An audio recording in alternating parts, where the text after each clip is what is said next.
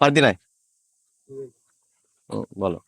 এটা হচ্ছে আমার চাচাতো ভাই ফারদিন। আচ্ছা ফারদিন, তুমি গ্রামে আসলে কোন জিনিসটা আসলে এনজয় করো? রিল্যাক্স। একটু জোরে বলো।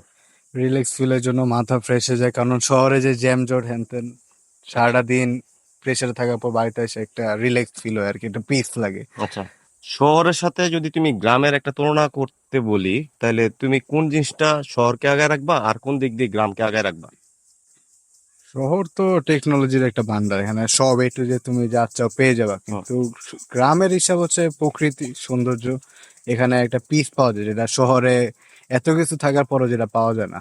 আচ্ছা, আমার চাচাতো ভাই সে আসলে দুইটা দিক দিয়ে মানে দুইটাকে দুই দিক দিয়ে আগায় রাখছে। একটা হচ্ছে টেকনোলজি বলেন, মানে সে হয়তো বা গুছিয়ে বলতে পারে না, আমি যদি ভুল না করে থাকি তাহলে হচ্ছে যে নাগরিক যে ফেসিলিটিস গুলা, নাগরিক যে সুবিধাগুলো, এগুলা শহরের মধ্যে বেশি, রাইট?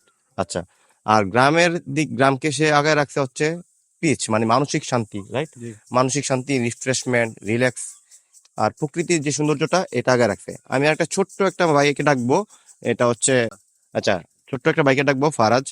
ফারাজ হচ্ছে রাজু, কিছু বলার পড়ো না তুমি? আচ্ছা, রাজুক উত্তরা মডেলে পড়ে। সে হচ্ছে আমার এই চাচাতো ভাই। তো ফায়াজকেও ঠিক সেম প্রশ্নটাই করবো।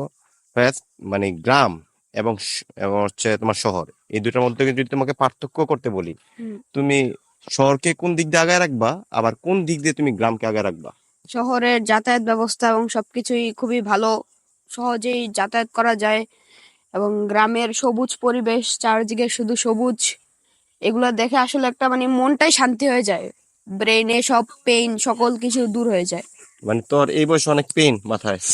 খুব পেইন, লেখাপড়ার খুব চাপ, নতুন কারিকুলাম। আচ্ছা, নতুন কারিকুলাম নিয়ে তুমি কিছু বলতে চাও? ব্যবস্থাটা খুবই খারাপ, প্রচুর লেখা, অ্যাসাইনমেন্ট। আমি এই যে বাড়িতে আসছি অনেক লেখা ফালাই, এখন আমি টেনশনে আছি ঢাকা গিয়ে আমি কিভাবে শেষ করবো এগুলা। না শেষ করতে পারলেই আমি উপরে ক্লাসে আর উঠতে পারবো না। ইনশাল্লাহ। এক মিনিট, আচ্ছা কারিকুলাম বাতিজা, হ্যাঁ এদিকে আসো, এদিকে আসো, তুমি লজ্জা পাও না, এদিকে আসো। যাক, আমার একটা বাতিজা আছে, ভাইয়ের ছেলে, সে আসলে লজ্জা পায়। তো সে যেহেতু গ্রামে থাকে, তো তাকে আমি জিজ্ঞাসা করব, বাবা তুমি কি শহরে গেছো কখনো? জি না। যাও নাই, তুমি গ্রামে থাকো। জি। আচ্ছা, তোমার কি মনে হয়, এরকম কি মনে হয়েছে যে শহরে থাকলে তোমার আসলে খুব ভালো লাগতো? জি, ভালো লাগতো অনেক। মানে এটা কি কারণ? লেখাপড়ার দিক দিয়ে আরো আগে থাকতাম।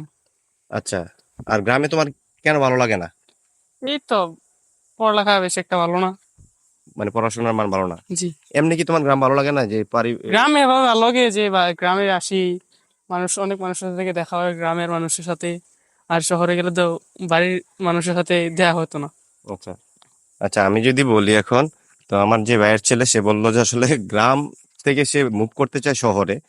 এটা একটাই কারণ, এটা হচ্ছে শুধু পড়াশোনার ক্ষেত্রে। তো সে বলতেছে যে আসলে গ্রামের স্কুলে বা গ্রামের যে পড়াশোনার যে মান বা শিক্ষকদের যে মান, এগুলো হচ্ছে গ্রামের মানে শহরের তুলনায় গ্রামে আসলে খুবই মানে বাজে, এরকমটাই তো না? জি, জি, জি। তো শিক্ষার মান যদি আহ, ভালো হতো তাহলে আসলে সে শহরে মুভ করতে চাইতা না, তাই তো? তো শহরের মধ্যে আসলে পড়াশোনার মান বলেন, সব দিক দিয়ে ফেসিলিটিস ভালো হয়, কিন্তু পরিবেশটা আসলে ভালো না। আর গ্রামের মধ্যে পরিবেশ বলেন, প্রাকৃতিক পরিবেশ বলেন, নেচার বলেন, সবুজ বা রিফ্রেশ, মানে ফ্রেশ খাবার টাবার সবকিছু পাওয়া যায়, কিন্তু নাগরিক সুবিধাটা আসলে খুব কম। এই জন্য আসলে গ্রামের মানুষটা শহরে যেতে, আর শহরের মানুষ আসলে রিফ্রেশমেন্ট করতে আসলে গ্রামে আসে অ্যাকচুয়ালি, আর কোনো কিছু না। আর আমার মতো যারা মানে শহরে থাকি কিন্তু গ্রামকে অনেক ভালোবাসি, কিন্তু আমার খুব খারাপ লাগে যখন রাজনীতিক জিনিসটা আসলে খুব বেশি হয়।